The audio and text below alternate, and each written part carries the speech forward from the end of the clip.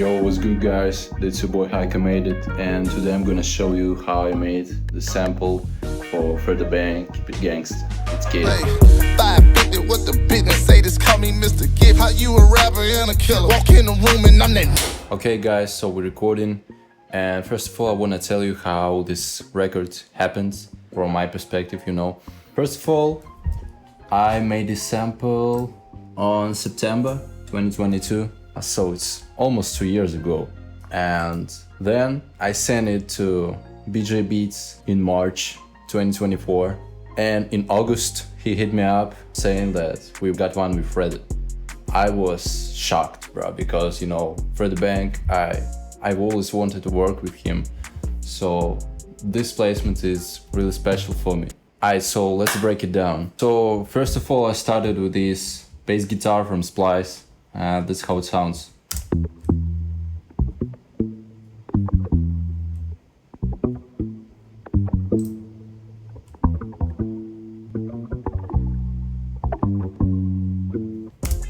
So after that I added this wah-wah sounds, you know, that's classic Baton Rouge sounds, you know.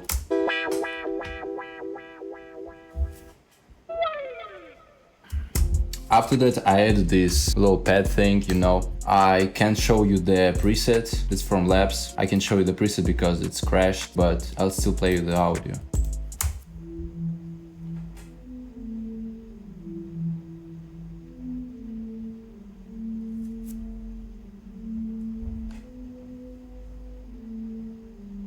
You know, it really doesn't do too much. You can't really hear it in the actual song, but I added this because I thought it was cool, so yeah. After that I added this Rhodes, the piano sound.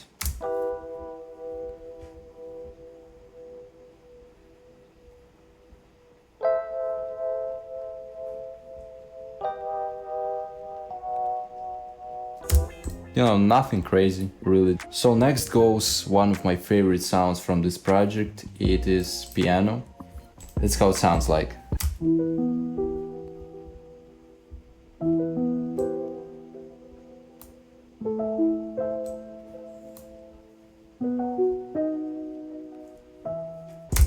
And it sounds really cinematic. I love this one. So after that goes the guitar. It's just a rhythm, you know, like just add up to the bounce. Let's hear how it sounds.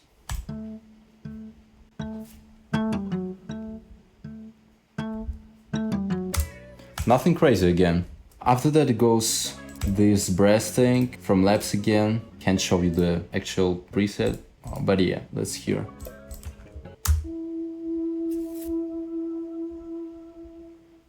And also I added this because it sounds cool for me.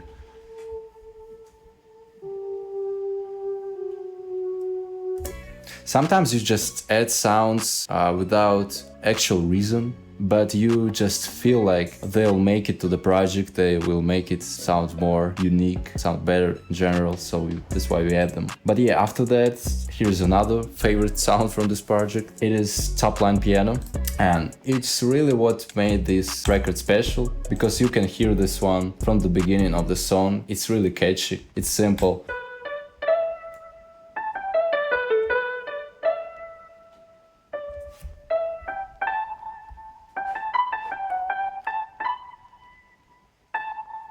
This one is from Labs. You can see the preset. And I didn't tell you the presets of the other things. Let me get back to them. Let's see, Rhodes. It's Contact, Carby, Mark 1, Blue Ballad. The piano is from Labs. This tape piano, felt cassette. Guitar is actually from Labs again. Guitar harmonics, plugs. Brass, that's Labs again. And then it goes the organ. Again, it's just a rhythmic part. It's simple.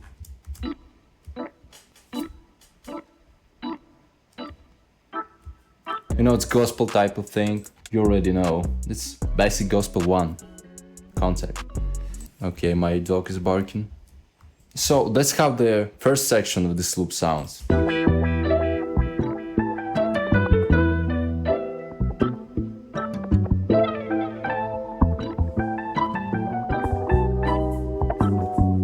And on the second section, let's break it down too. First, I added these background strings from Contact, Orchestral Essentials.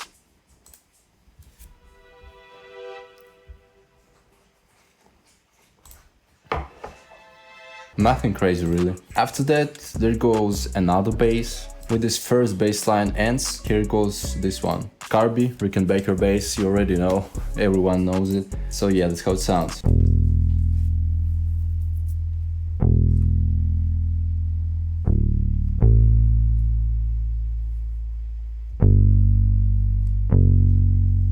You know, just following the root notes of the actual melody.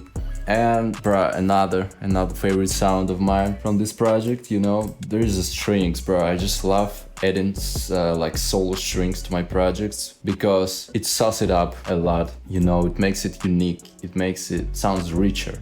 Like, just let me show it, bruh.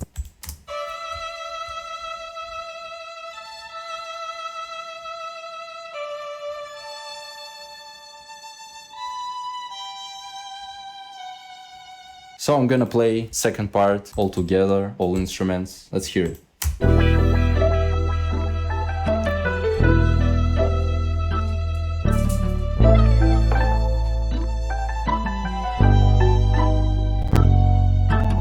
So let's break down what I got on my mixer track. First one is the sample bus, linked some of my instruments too. Not all of them though. I don't know why, I don't really remember why I did this. But hey, first of all, it's pitch wheel. It pitches down everything one semitone. After that, it goes RC20. So after that goes bass. On bass line, it's brass free. What it does, actually, it just clears up the noise. So it's a noise remover. Highly recommend this one. After that, simply EQ. Just boosted some of the lows, you know, cutted some of the highs. Nothing too crazy. So next sound is wah wah. First one is delay. So when the sound ends, the delay turns on. You know, it's just a little, but I don't know why I did it. Anyways, next one goes reverb, Valhalla vintage verb, you already know. Then it's wah wah again, the second one. With the delay, Valhalla vintage verb, EQ, cuts out some of the highs. On channel 5, it's actually, I believe it's this pad right here. No editing, just an empty track. On channel 6, we got, let me see. There's nothing on channel 6. Okay, so on channel 7, we got piano. Valhalla delay, again with these settings. Mix on 30%. EQ, cutting out lows and highs. And a pitch wheel, the pitch down 3 semitones. I added this because I wanted to give it texture. On the track 8, there goes this rhythmic guitar. And nothing crazy, just a EQ. And Pan Man with these settings. On channel 9 we got this brass thing, right? And there is nothing on it, just an empty track. On top piano, still empty track, just got some of the lows. So on the track 11 we got strings. It's this solo string thing. There's an EQ, cutting out some mid-low frequencies and some highs. Also a Pan Man, you know, to make it more wider. Making like going back and forth from left to right. And reverb, like just a basic Valhalla vintage verb preset, just turned up the low cut and mixes on 35%. Organ, just cut some of the lows, some highs. And these background strings, actually EQ, cut out some highs to like make it sit better in the mix. And Valhalla vintage verb again, turned up low cut, mixes on 20%, Rhodes, empty track, just panned it, 23% left, and bass, second bass. First I added this amplitude 5, I wanted to make it like sound different, but then I decided to turn it off because it already sounded good. I added decapitator to make it more distorted, you know, make it more aggressive. Here's this preset, it's beefy preset, the first one, and mixes on 30%. EQ, that's probably it for the mixing. And also you can hear that in the final song, there's not all the sections of the loop was used. So I believe they cut it like that, you know, like that on the second part of the song. So I think that's because BG Beats wanted to keep it simple for the artist to catch the idea easily, and he didn't want to overcomplicate the beat, so that's why it happened like that. Even though I really like how the sample sounds originally, but I really respect the vision Shout out to BG because like this beat is hard as hell. Like the whole song is crazy, you know. That's my favorite song I produced so far. So shout out to BG, shout out to Fredo, bruh. They snap. So the main difference between original sample and the sample in the final song is original sounds like a finished composition on its own, while in the final song you can't really hear that because of the drums and the artist, but it gives it a vibe, you know. So the main goal for the sample maker is to create a vibe, to create a room for the drum maker and the artist to come in and make something fire with it. Alright, so that's it for the breakdown, guys. Hope y'all enjoyed. Have a nice one. Don't overthink.